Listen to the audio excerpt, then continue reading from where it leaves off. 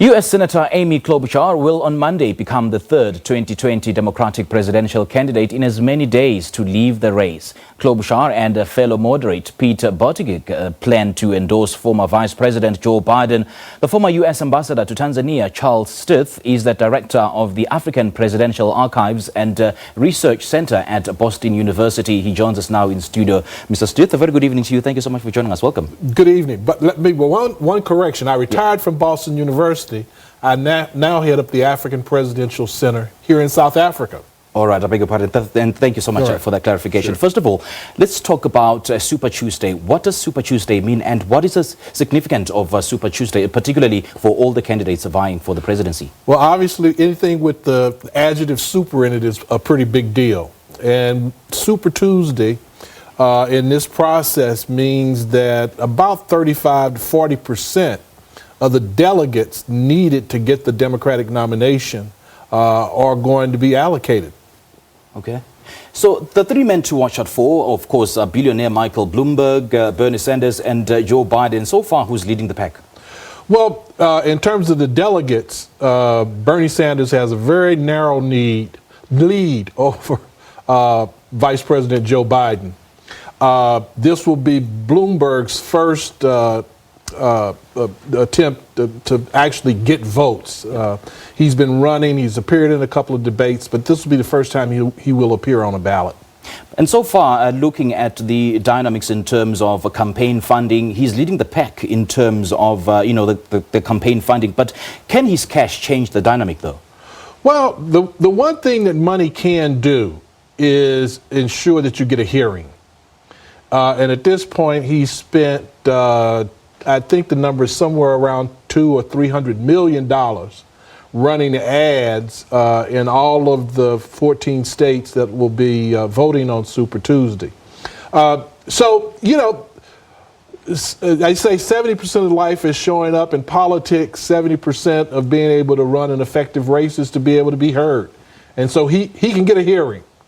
So you are disputing the fact that money can actually get the top seat. I mean, some have been opining that he may have all the cash in the world, but his poor debate performance may gloom those prospects. See, I think this whole issue about money and polluting politics at this point is an overblown argument. I mean, at the end of the day, you need enough money to compete. Bernie Sanders raises most of his money through small donations. He has enough money to compete. If money were destiny, Tom Steyer would still be in the race. People forget we had two billionaires running, Tom Steyer as well as Bloomberg. Steyer dropped out the other day because he could never get into to double digits. So at the end of the day, people have to buy what you're selling. You can't buy a vote. Right. But then can a businessman really run the country? Well, Donald Trump is purportedly to be a businessman, and we see what a mess he's made of things during his administration. Bloomberg is not only an accomplished businessman, by any objective standard. He did a pretty good job of running New York City as mayor. And I think the ultimate commentary on how well he did as mayor is that when he entered office, there was a 2-term limit. He wanted to do a 3rd term, put it to public referendum, and it passed. So clearly, folks were pretty happy with the job that he did. Right. Let's talk about Joe Biden. He launched his comeback in South Carolina with a resounding win. And with this is the first state that has a significant African-American population. Do you think that it has to do with the Obama influence, looking at the fact that they're quite close with the former President Obama? I think there's several things. I mean, first of all, I think that it doesn't hurt when you're running in a state where 60% of the electorate is African-American that you were the vice president to the first African-American president. That obviously doesn't hurt you. I think the other thing, though, is that black Americans are pretty practical and less ideological. And in Joe Biden, they see somebody who can actually get things done. With the health care issue, which is a big issue for everybody, Biden's approach is, to use a phrase coined by Pete Buttigieg, Medicare for all who want it. I mean, his point is fix Obamacare, fix it, don't end it. And I think that resonates with African Americans. So for those who were, in full support of former President Barack Obama, but may not necessarily like, his leadership style or Joe Biden's leadership style, do you think they'll give a chance this time? Well, I think, you got a result in South Carolina that would say yes in a resounding fashion. I mean, the margin of victory that Biden got in South Carolina is larger than the margin of victory by anybody in any of the primaries so far. So that's a statement. And then Super Tuesday will tell us a lot. I think one of the states that you'll see Joe Biden do well, which I think has profound implications for his candidacy, is Alabama. Assuming he does well in Alabama, the signal that sends is that with Joe Biden at the top of the ticket, there's an opportunity to save some Senate seats and gain some Senate seats. Alabama has a Democratic senator who will be up for election, Doug Jones, in 2020. You need somebody at the top of the ticket that doesn't hurt his chances. And that's one of the things that Joe Biden argues he brings to this race. And Bernie Sanders' campaign seems to be in pretty good shape. I mean, despite all the talk that he doesn't have what it takes to lead the American people, and sometimes, given all the blunders in his previous campaign, campaign promises. So, do you think that he will definitely move ahead in this time around? I think two things. Clearly, right now, Bernie Sanders is in the lead in terms of the delegate count. The thing that should be concerning to his people, and it would be concerning for me if I were working on his campaign. In the last election cycle, when he ran against Hillary Clinton, he won New Hampshire overwhelmingly, 60 to 40%. 60% for him, 40% for Hillary. This time around, he only got 25% of the vote. Now, he still won because the field was so crowded, but the message is clear that 75% of the people who voted wanted somebody other than Bernie Sanders. And you've got to be concerned about that. Likewise, given how large Biden's margin of victory was in South Carolina, it suggests that he might have problems pulling together the multiracial, multi-ethnic coalition which the Democratic Party represents, and which he will need in order to defeat Donald Trump. But much of his support comes from the network of supporters that he built during his battle with Hillary Clinton back in 2016. Yes, but the interesting thing about politics, it's not rocket science, it's arithmetic. Okay. And when he ran against Hillary Clinton, he got less votes. This time around, he's leading the field, but the field was crowded. And as I said, like New Hampshire, we saw his vote total decrease. So at the end of the day, Super Tuesday is going to tell us a lot. By the end of March, we'll have a very clear picture of who's going to go into the convention with a plurality of delegates. And at that point, we should see the Democrats rally behind whoever that is. Generally speaking, what is it that Americans want at this point? And do the candidates that we see, taking to the streets, taking to the campaign trail, being a voice, do they represent a voice of what exactly the Americans want? See, this is a very interesting thing, and it's a great question. The Democratic Party is a progressive party. The Republican Party is more conservative. And by progressive, I mean the Democratic Party is for things like health care for all. It's for gun control. It's for rebuilding America's infrastructure. It's for the environment. It's pro-environment. Those are all things that matter to the general public, which is why the Democrats were able to regain control of the House in 2016. The big issue is how extreme you want to be on the spectrum of solutions. And that's what we're going to see played out for the duration of this campaign between Biden and Sanders. Correct me if I'm wrong, Mr. Stith, but just looking back at the campaign promises, I think that the candidates seem to be so obsessed with defeating President Donald Trump, and rather than delivering, or rather talking about what they can do for the American people. Well, will such an obsession cost them?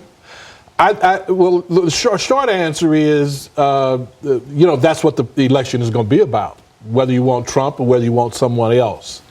And so I think the focus on Trump and trying to paint as starkly and as clearly as possible the difference between the prospective Democratic nominee and the Republican nominee who will be Donald Trump that's the case that has to be made in the upcoming election in November. So I don't think there's an error in doing that. I think that's precisely what you need to do. It seems that history is on the side of the Democratic Party and that the numbers are on the side of the Democratic Party. During his entire presidency, Donald Trump's favorability rating has not gone over 50%. Now, the caveat is, as we saw in the election against Hillary Clinton, we have a different kind of system. It's not just the popular vote. We've got the Electoral College. Hillary got 3 million more votes than Donald Trump, but she lost the election, and she lost the election because she won 20 states and Donald Trump won 30. And so the critical issue for Democrats this time around is whether they can flip back to their column some of the states that Obama won. States like Philadelphia, states like Michigan, Florida, Wisconsin, Minnesota.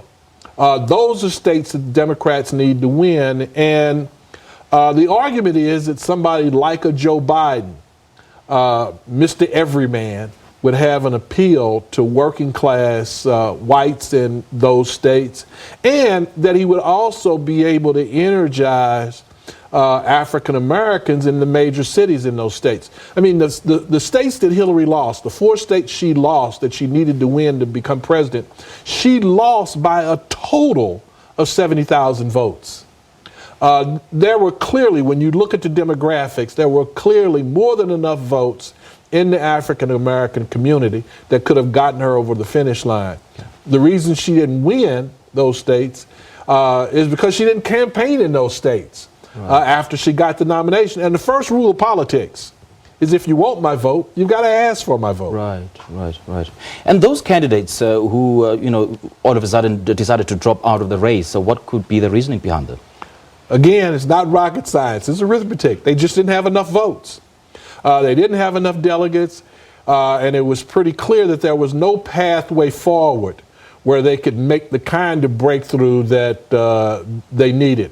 I mean, Buttigieg, by everybody's estimation, overperformed. Here was this young guy, the mayor of a relatively small town, 100,000 people, although it's twice the size of Burlington, Vermont, from which Bernie Sanders comes. He was once mayor of Burlington. So, but a small town, but he outdid Bernie Sanders in Iowa in terms of the delegate count, and did a close second in New Hampshire. And then not so well in Nevada. And then I think his total in South Carolina was somewhere in the low single digits. And he rightly concluded that going forward, he didn't see a pathway to winning any states on Super Tuesday and in subsequent months.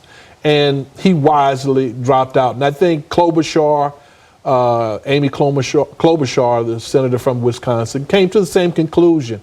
And if not before Super Tuesday, I wouldn't be surprised if somebody else didn't drop out before Super Tuesday.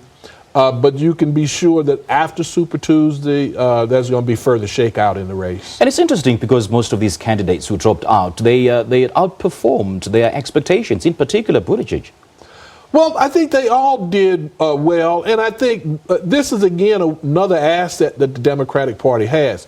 As crazy as the primary season has been, one of the good things that it punctuated is that there's a lot of talent in the Democratic Party. Okay. I mean, when you look at folks who were in the race who've now dropped out, and you start to think about them as a part of a Democratic administration, man, you've got an all-star team. I mean, somebody like a Kamala Harris, a senator from California, which is where I hail from. I mean, think about a ticket of Joe Biden and Kamala Harris as vice president, or Cory Booker as attorney general. A guy like Jay Inslee, who dropped out early, the former governor of Washington, who has done breakthrough initiatives around the environment. Imagine him as the Secretary of Energy. So, I mean, the process has been kind of crazy, but the upside is that it has shown the American people that there's a really, really deep bench in the Democratic Party, and if the country chooses to trust them with governing the nation, we can probably expect them to do a pretty good job. And where does President Donald Trump stand in the mix of things? Well, he knows how to invigorate his base. And again, I keep coming back to this, it's arithmetic.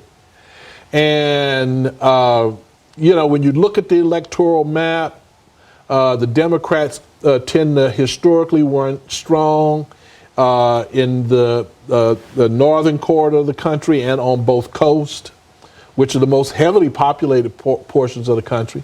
And the Republicans tend to run very, very strong in the South. And so at the end of the day, again, when you talk about the Electoral College, the election is going to come down to 5 or 6 states. You know, it's going to come down to whether the Democrats can take back Pennsylvania, whether they can take back Minnesota, whether they can take back Michigan. And if they do that, you know, again, 1 + 1 = 2, and 2 beats 1 every day. And I guess the big question is, did the impeachment harm his own credibility? And by extension, did it harm the prospects of the Republicans, you know, getting power again? Well, in my opinion, I don't think the impeachment helped. I don't think anybody on the Republican side would argue that the impeachment helped. I think one of the things that it did do is it further highlighted the inadequacies, to put it mildly, of the Trump administration and the profound shortcomings in terms of character of Donald Trump. That's never a good profile. You know, interestingly, he got a bit of an uptick in his personal popularity ratings coming out of the impeachment trial. And quite frankly, I think that reflected more than anything else that the general public didn't want to see him removed from office this close to an election. You know, if it had happened earlier, maybe it would have been a different response in terms of the poll numbers. I think people were saying, look, we've got an election in 6 months. Let us make that decision. And for those undecided voters who may rely heavily on opinion polls and, you know, and some articles, so do you think that they should rely on these opinion polls? Just how credible are they? Should they rely on them? Well, you know, whether an opinion poll ought to become the basis for how you vote, the short answer, in my opinion, is no. You ought to vote your interest. Which candidate speaks to the things that you care about? Which candidate has the sort of character that makes you proud to claim that person as your leader and somebody that you'd want your kids to emulate? I mean, I think those are more important factors. Now, I do think opinion polls are helpful, particularly to the candidates, because they give you some sense of how you're faring. what sorts of things you need to emphasize and where you need to go in order to try to get more votes. And again, we would have, there's been a lot of discussion about, when is America going to be ready for a female president? I think Hillary Clinton could have won last time if her campaign had zeroed in on some of those states that Donald Trump flipped. Again, the point is, this is politics 101. If you want somebody's vote, you got to ask them for the vote. So if you don't campaign in a place and you lose, you probably ought to start with that as the number one reason why. So just in closing, should we expect any major endorsements from the former presidents? From the former other candidates? I think from so. the former President Bill Clinton, Barack Obama, George W. Bush, should we expect any major endorsements of these candidates? I definitely don't think you're going to see an endorsement of Donald Trump by George W. Bush anytime soon, regardless. I think in the case of the Democratic side, I think both President Obama and President Clinton will probably keep their powder dry until we get a little further along in the process. I mean, if it looks like that we'll go into the convention and nobody has 1,991 votes, which is what you need to win the nomination on the first ballot, there's going to be a little contention. And at that point, it would probably be helpful to have somebody like a President Obama or President Clinton come in and try to help heal the party after it has gone through that process. So you've got a united party facing off against Donald Trump in November. All right. Mr. Stith, great having you. Thank you so much for your time. Thanks for having me. All right.